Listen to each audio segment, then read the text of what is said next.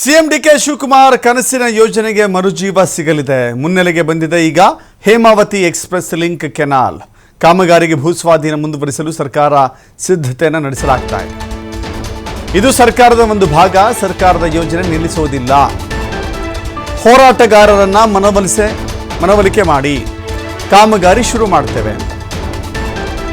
ವಿರೋಧವನ್ನು ವ್ಯಕ್ತಪಡಿಸುವವರ ಜೊತೆ ಕೂತು ಮಾತನಾಡಿ ಸಮಸ್ಯೆ ಇತ್ಯರ್ಥಪಡಿಸಿ ನಾವು ಕಾಮಗಾರಿಯನ್ನು ಮುಂದುವರಿಸ್ತೇವೆ. ಡಿಸಿಎಂ ಪರಮೇಶ್ವರ್, ಕುಣಿಗಲ್ ಶಾಸಕ ಡಾಕ್ಟರ್ ರಂಗನಾಥ್ ಹೇಳಿಕೆ ಕೊಟ್ಟಿದ್ದಾರೆ. ಹೇಳಿಕೆ ಬೆನ್ನಲ್ಲೇ ಅಖಾಡಕ್ಕಿಳಿದಿದ್ದಾರೆ ಆ ಕಾಲುವೆಯ ವಿರೋಧಿ ಹೋರಾಟಗಾರರು. ನಾವು ಯಾವುದೇ ಕಾರಣಕ್ಕೂ ಕೂಡ ಕಾಮಗಾರಿಯನ್ನು ಮಾಡೋಕೆ ಬಿಡೋದಿಲ್ಲ. ಕಾಮಗಾರಿ ಶುರು ಮಾಡ್ತಾ ಇದ್ದಂತೆ ಹೋರಾಟವನ್ನು ಶುರು ಮಾಡ್ತೇವೆ ಅಂತ ಹೇಳಿ ತುರುವೇಕೆರೆ ಶಾಸಕ MT ಕೃಷ್ಣಪ್ಪ ಹೇಳಿದ್ದಾರೆ. ಜೊತೆಗೆ ತುಮಕೂರು ನಗರ ಶಾಸಕ ಜ್ಯೋತಿ ಗಣೇಶ್ ಕೂಡ ಹೇಳಿದ್ದಾರೆ. ಬಿಜೆಪಿ ಜಿಲ್ಲಾಧ್ಯಕ್ಷ ರವಿ ಹೆಬ್ಬಾಕ ಸೇರಿದಂತೆ ಬಿಜೆಪಿ ಮುಖಂಡರು ಸುದ್ದಿಗೋಷ್ಠಿಯನ್ನು ನಡೆಸಿ ಇದಕ್ಕೆ ವಿರೋಧವನ್ನು ವ್ಯಕ್ತಪಡಿಸ್ತಾ ಇದ್ದಾರೆ. ಈ ಹಿಂದೆ ಕಾಲುವೆಯನ್ನು ಮಾಡುವಂಥ ಸಂದರ್ಭದಲ್ಲಿ ಎಷ್ಟೆಲ್ಲ ವಿರೋಧವಾಯಿತು ಅನ್ನೋದನ್ನು ಕೂಡ ನಾವು ಗಮನಿಸಿದ್ದೇವೆ. ರೈತರು ಬೀದಿಗಿಳಿದು ಹೋರಾಟವನ್ನು ಮಾಡಿದ್ರು. ಕಾಮಗಾರಿ ಸ್ಥಳಕ್ಕೆ ಬಂದು ಅದನ್ನು ಅಡ್ಡಿಪಡಿಸಿದ್ರು. JCBಗಳ ಮೂಲಕವೇ ಆ ಮಣ್ಣನ್ನು ಕಾಲುವೆಗೆ ಸುರಿದು ಕಾಲುವೆಯನ್ನು ಮುಚ್ಚುವಂಥ ಪ್ರಯತ್ನವನ್ನು ಮಾಡಿದ್ರು. ತಮ್ಮ ಕೈಲಾದ ಬೊಗಸೆಯಷ್ಟು ಮಣ್ಣನ್ನು ಕಾಲುವೆಗೆ ಸುರಿದು ಮುಚ್ಚುವಂಥ ಕೆಲಸವನ್ನು ಕೂಡ ಮಾಡಿದ್ರು. ಇದು ರೈತರ ವಿರೋಧಿ ಅಂತ ಹೇಳಿ ಅಲ್ಲಿ ಆಕ್ರೋಶಕ್ಕೆ ಕಾರಣವಾಗಿದೆ. ಕಳೆದ 10 ತಿಂಗಳಿಂದ ಎಕ್ಸ್‌ಪ್ರೆಸ್ ಲಿಂಕ್ ಕೆನಾಲ್ ಕಾಮಗಾರಿ ಸ್ಥಗಿತವಾಗಿದೆ. ರೈತರ ವಿರೋಧದ ಕಾರಣಕ್ಕಾಗಿ ರೈತರು ವಿರೋಧವನ್ನು ವ್ಯಕ್ತಪಡಿಸಿದ್ರು. ಈ ಕಾರಣದಿಂದಾಗಿ ಈ ಕಾಮಗಾರಿಯನ್ನು ನಿಲ್ಲಿಸಲಾಗಿದೆ. DCM DKಶಿ ಆಗ್ತಾ ಇದ್ದಂತೆ ಕಾಮಗಾರಿ ಸ್ಥಗಿತಗೊಂಡಿತ್ತು. ಈಗ CM ಆಗಿದ್ದಾರೆ. ಸ್ಥಗಿತಗೊಂಡಿರುವಂಥ ಕಾಮಗಾರಿ ಮತ್ತೆ ಪುನರಾರಂಭ ಮಾಡಲಿಕ್ಕೆ ಮುಂದಾಗ್ತಾ ಇದ್ದಾರೆ. ಸುಮಾರು 1,000 ಕೋಟಿ ವೆಚ್ಚದ ಲಿಂಕ್ ಎಕ್ಸ್‌ಪ್ರೆಸ್ ಕೆನಾಲ್. ಈ ಹಿಂದೆ ಕಾಮಗಾರಿ ವಿರೋಧಿಸಿ ದೊಡ್ಡ ಮಟ್ಟದಲ್ಲಿ ಪ್ರತಿಭಟನೆ ನಡೆದಿತ್ತು. ರೈತರು, ಶಾಸಕರು, ಸಾಮಾನ್ಯ ಜನ ಹೋರಾಟಕ್ಕಿಳಿದಿದ್ರು. ಮಠಾಧೀಶರುಗಳು ಕೂಡ ಹೋರಾಟಕ್ಕಿಳಿದಿದ್ರು. ಕೂಡ ಕ್ಯಾನ್ಸಲ್ ಮಾಡಿಸಿದ್ವಿ. ಯಡಿಯೂರಪ್ಪನವ್ರು ಇದ್ದಾಗ, ಯಡಿಯೂರಪ್ಪನವ್ರು CM ಆದ ತಕ್ಷಣ ಇವರಿಂದ 2018ರಲ್ಲೇ ಮಾಡಿದರು. 19 ನಮ್ಮ ಸರ್ಕಾರ ಬಂದಾಗ ಅದನ್ನು ಕ್ಯಾನ್ಸಲ್ ಮಾಡಿ ಇರುವಂಥ ಕ್ಯಾನಲ್ಗೆ ಸುಮಾರು ಯಡಿಯೂರಪ್ಪನವ್ರು 500 ಕೋಟಿ ದುಡ್ಡು ಕೊಟ್ಟಿದ್ರು. ತಮಗೆ ಗೊತ್ತಿರಲಿ ಅದು ಪೂರ್ತಿ. ಅವರಿದ್ದಾಗ ಬರೀ 0 to 70 ಕೊಟ್ಟಿದ್ರು. 0 ಅಂದರೆ ನಮ್ಮ ತುಮಕೂರು ಬ್ರಾಂಚ್ ಕೆನಾಲ್ ಎಂಟ್ರಿ ಆಗೋ ಪಾಯಿಂಟ್ಗೆ 0 ಅಂತಾರೆ. ಅದು ಕೆನಾಲಿಂದ ಅದು ದೂರ ಇದೆ ಡ್ಯಾಮಿಂದ. ಈ 0 ಇಂದ 72ಕ್ಕೆ ಮಾತ್ರ DK ಶಿವಕುಮಾರ್ ಸಾಹೇಬರು ಹಿಂದೆ ದುಡ್ಡು ಕೊಟ್ಟಿದ್ರು 500 ಕೋಟಿ. ಯಡಿಯೂರಪ್ಪ ಸಾಹೇಬರು ಆ ಒಂದು 72ನೇ ಕಿಲೋಮೀಟ್ರ್ ಏನಿದೆ ಅಲ್ಲಿಂದ ಇಲ್ಲಿ ಟೈಲೆಂಡ್ 167 ಕಿಲೋಮೀಟ್ರ್ವರೆಗೂ ಕೂಡ 500 ಕೋಟಿ ರೂಪಾಯಿ ಹಾಕಿ ಅದನ್ನು ಇವತ್ತು ಚೆನ್ನಾಗಿ ಕೆಲಸನೂ ಕೂಡ ನನ್ನ ಲೆಕ್ಕ ಒಂದು 70-80 ಭಾಗ ಆಗಿದೆ. ನಮ್ಮ ಬೂಡ್ನಳ್ಳಿವರೆಗೂ ಕೂಡ ಇವತ್ತು ನೀರು ಬಿಟ್ಟ ತಕ್ಷಣ ಲೈನಿಂಗ್ ಎಲ್ಲ ಹೊಸ್ದಾಗಿರೋದ್ರಿಂದ ಬೇಗ ನೀರು ಬರ್ತಾ ಇದೆ.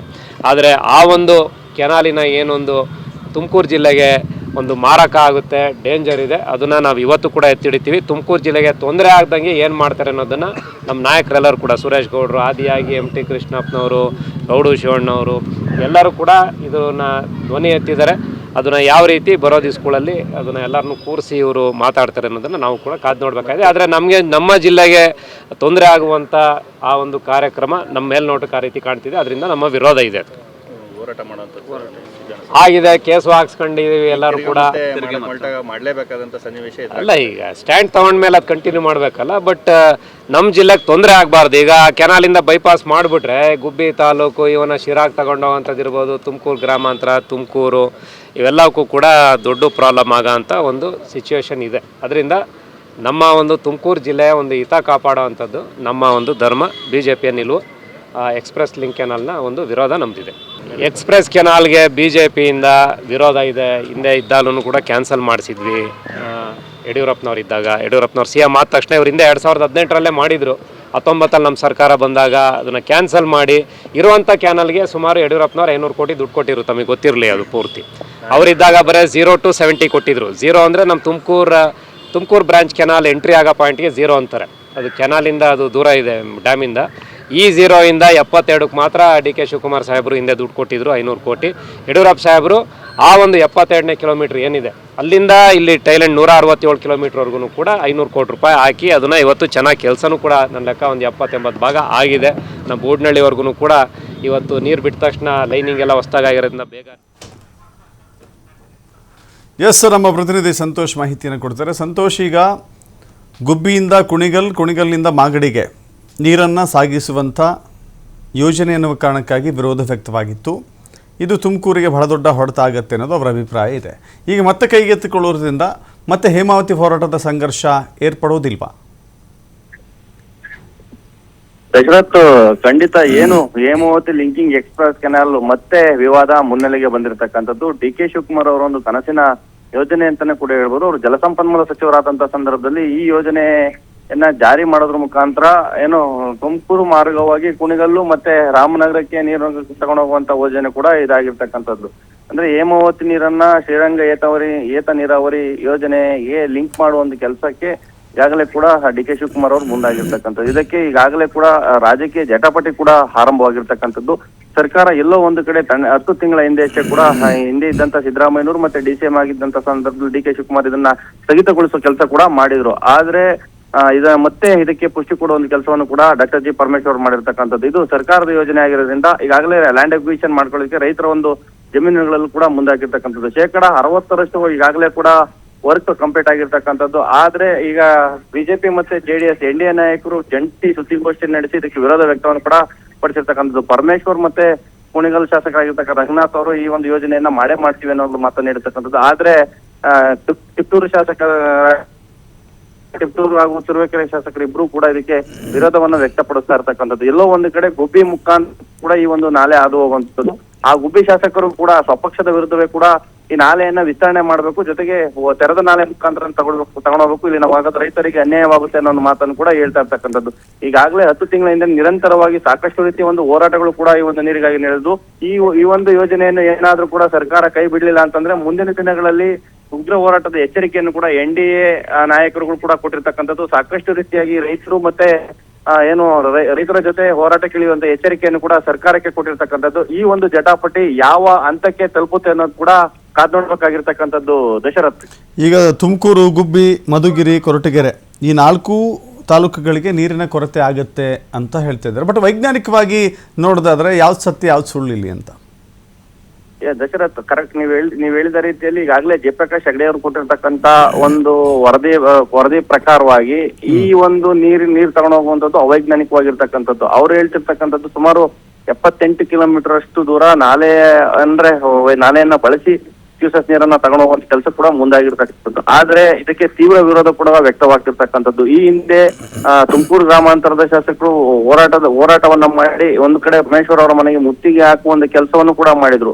ಈ ಬಾರಿಯೂ ಕೂಡ ಅದೇ ರೀತಿಯ ಒಂದು ಸನ್ನಿವೇಶ ಎದುರಾಗುತ್ತೆ ಅನ್ನುವಂಥದ್ದು ಈಗ ಮೇಲ್ನೋಟಕ್ಕೆ ಕಾಣಿಸ್ತಾ ಇರ್ತಕ್ಕಂಥದ್ದು. ಯಾಕೆ ಅಂತಂದ್ರೆ ಎಲ್ಲೋ ಒಂದು ರೀತಿಯಾಗಿ ಸಣ್ಣಗಿದ್ದಂತ ಹೊತ್ತೆ ವಿವಾದಕ್ಕೆ ಹೆಚ್ಚಿಸುವ ಒಂದು ಕೆಲಸವನ್ನು ಕೂಡ ಎಲ್ಲೋ ಒಂದ್ ಕಡೆ ಪರಮೇಶ್ವರ್ ಅವರ ಒಂದು ಹೇಳಿಕೆಯಿಂದಾನೇ ಕೂಡ ಆಯ್ತು ಅನ್ನುವಂಥದ್ದು. ಯಾಕೆಂದ್ರೆ ಇದನ್ನ ಮಾಡೇ ಮಾಡ್ತೀವಿ, ಇದು ಸರ್ಕಾರದ ಯೋಜನೆ ಆಗಿರೋದ್ರಿಂದ ರೈತರಿಗೆ ಯಾವುದೇ ರೀತಿಯಾಗಿ ನ್ಯಾಯ ಒದಗಿಸಿಕೊಟ್ಟು ಈ ಒಂದು ಯೋಜನೆಯನ್ನ ನಾವು ಮುಂದೆ ತಗೊಂಡೋಗ್ಬೇಕು, ಆ ಒಂದು ಯೋಜನೆ ಮೂವ್ ಆಗ್ತೀವಿ ಅನ್ನೋ ಮಾತನ್ನ ಹೇಳ್ತಿರ್ತಕ್ಕಂಥದ್ದು. ಆದ್ರೆ ರಂಗನಾಥ್ ಅವರು ಮತ್ತೊಂದು ಕಡೆ ಪಟ್ಟಿರ್ತಕ್ಕಂಥದ್ದು ಕುಣಿಗಲ್ಗೆ ನೀರು ತಗೊಂಡೋಗುವ ಒಂದು ಕೆಲಸವನ್ನ ಮಾಡೇ ಮಾಡ್ತೀವಿ ಅಂತ. ಆದ್ರೆ ತುಮಕೂರು ಜಿಲ್ಲೆಯ ರೈತರು ಮುಖಂಡರುಗಳು ಹೇಳ್ತಿರ್ತಕ್ಕಂಥದ್ದು ಕುಣಿಗಲ್ಗೆ ನೀರು ಕೊಡೋದಕ್ಕೆ ನಮ್ಗೆ ಯಾವುದೇ ರೀತಿಯಂತ ಅಭ್ಯಂತರವಿಲ್ಲ. ಆದ್ರೆ ಕುಣಿಗಲನ್ನ ಮುಂದುವರೆದವಾಗಿ ಏನು ರಾಮನಗರದ ಮಾಗಡಿಗೆ ಶ್ರೀರಂಗ ಏತ ನೀರಾವರಿ ಯೋಜನೆಗೆ ಈ ಒಂದು ನೀರನ್ನ ತಗೊಂಡೋಗ್ಬೇಕು ಅಂತ ಈಗಾಗಲೇ ಡಿ.ಕೆ. ಶಿವಕುಮಾರ್ ಅವರು ಒಂದು ಪ್ಲಾನ್ ಕೂಡ ಆಗಿರ್ತಕ್ಕಂಥದ್ದು. ಈ ಹಿಂದೆ ಅಷ್ಟೇ ಕೂಡ ಸಾಕಷ್ಟು ವಿರೋಧಗಳು ವ್ಯಕ್ತವಾದ್ರೂ ಕೂಡ ಆ ಸರ್ಕಾರ ಮಧ್ಯಸ್ಥಿಕೆಯನ್ನು ವಹಿಸಿ ಆ ಹೋರಾಟಕ್ಕೆ ಮಣಿದು ತಟಸ್ಥವಾಗುವಂತ ಕೆಲಸವನ್ನು ಕೂಡ ಮಾಡಿದ್ರು. ಆದ್ರೆ ಈಗ ಮತ್ತೆ ಹೋರಾಟದ ಹಾಂದಿ ಹೆಚ್ಚಾಗುವಂತದ್ದು. ಈಗಾಗಲೇ ಈ ಒಂದು ಶಿರಾ ಆಗ್ಬೋದು ಮತ್ತೆ ಮಧುಗಿರಿ, ಕೊರಟಗೆರೆ ಈ ಒಂದು ತಾಲೂಕುಗಳನ್ನ ಬರಪೀಡಿತ ತಾಲೂಕು ಅಂತಾನೆ ಕೂಡ ಕರೀತಾರೆ. ಎಲ್ಲೋ ಒಂದು ಕಡೆ ಹೇಮಾವತಿ ನೀರು ಕುಡಿಲಿಕ್ಕೆ ಮಾತ್ರ ಬಳಸಲಾಗ್ತಾ ಇತ್ತು. ಮಧುಗಿರಿ ಮತ್ತೆ ಶಿರಾ ಸಂಪರ್ಕದಲ್ಲಿ ಇದೀಗ ತುರುವೇಕೆರೆಯ ಶಾಸಕ MT ಕೃಷ್ಣಪ್ಪ ಅವರು ನಮ್ಮ ಸಂಪರ್ಕಕ್ಕೆ ಬಂದಿದ್ದಾರೆ. ಕೃಷ್ಣಪ್ಪ ಸರ್, ನಮಸ್ತೆ. ಈಗ ನೀವು ಲಿಂಕ್ ಎಕ್ಸ್ಪ್ರೆಸ್ ಕೆನಾಲ್ಗೆ ವಿರೋಧ ವ್ಯಕ್ತಪಡಿಸ್ತಾ ಇದ್ದೀರಿ, ಕಾರಣ ಏನು? ಅಯ್ಯರಾಮ, ಇದು ಓಲ್ಡ್ ಇಶ್ಯೂ ಅಲ್ವೇನ್ರಿ. ನಮ್ಗೆ 24 TMC ನೀರು ಕೊಟ್ಟಿದ್ದಾರೆ ಜಿಲ್ಲೆಗೆ. ಅದರಲ್ಲಿ 3.3 TMC ಕುಡಿಯಲು 0.65 MCFT ಇದು ಕೊಟ್ಟಿದ್ದಾರೆ ಮಾಗಡಿಗೆ ಕುಡಿಯೋ ನೀರಿಗೆ.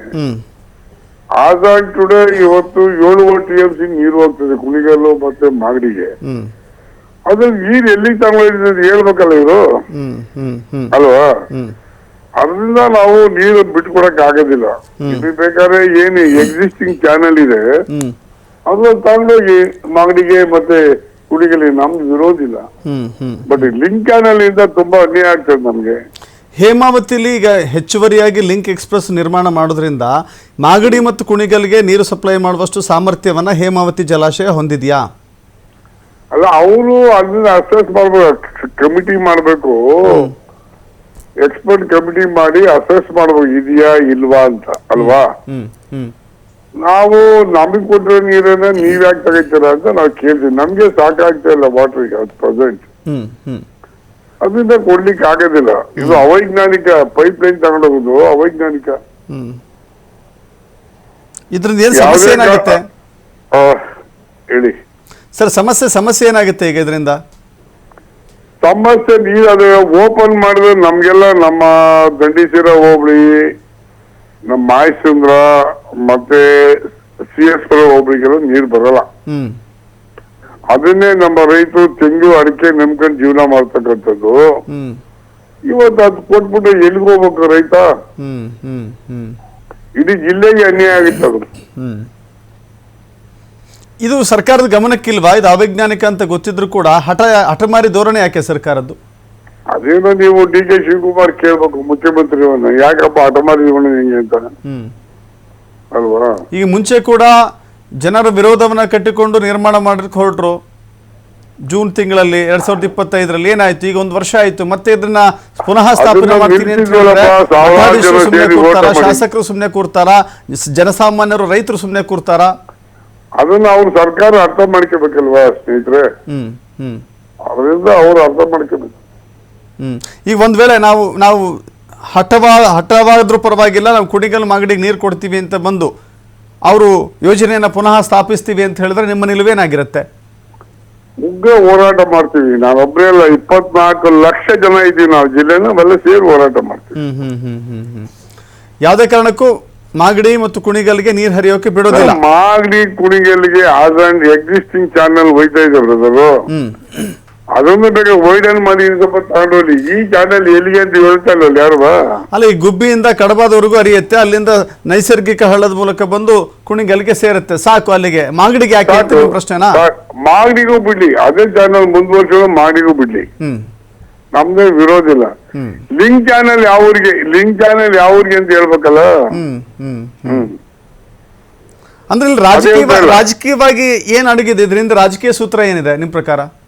ರಾಜಕೀಯ ಇಲ್ಲಿಲ್ಲ, ರೈತರ ಉಳುವೆ ಮುಖ್ಯ, ನೋ ರಾಜಕೀಯ. ಅಲ್ಲ, ಅವರು ಅಥವಾ ಹಠಮಾರಿ ಆದ್ರೂ ಪರವಾಗಿಲ್ಲ, ನಾವು ಸಾಗಿಸ್ಲೇಬೇಕು, ಇದನ್ನ ಮಾಡ್ಲೇಬೇಕು ಅಂತ ಹೊರಟಿದ್ದಾರಲ್ಲ, ಅವರ ಉದ್ದೇಶ ಏನು ಹಾಗಾದ್ರೆ? ಅದನ್ನ ಅವ್ರನ್ನೇ ಕೇಳಬೇಕು ಸರ್, ನಾನು ಹೆಂಗ್ ಹೇಳಕ್ಕಾಯ್ತದೆ? ಅವ್ರಿಗೂ ನಿಮ್ಮ ಹಾಗೆ ನಿಮ್ಮ ಕ್ಷೇತ್ರದ ಕೊರಟಗೆರೆ ತುರುವೇಕೆರೆ ಕ್ಷೇತ್ರದ ರೈತರಿಗೆ ಹೇಗೆ ಅನ್ಯಾಯ ಆಗಬಾರ್ದು, ಅದೇ ರೀತಿ ಮಾಗಡಿ ಮತ್ತು ಕುಣಿಗಲ್ ಕ್ಷೇತ್ರದ ರೈತರಿಗೂ ಅನ್ಯಾಯವಾಗಬಾರ್ದು ಅಂತಾರೆ ಅವರು.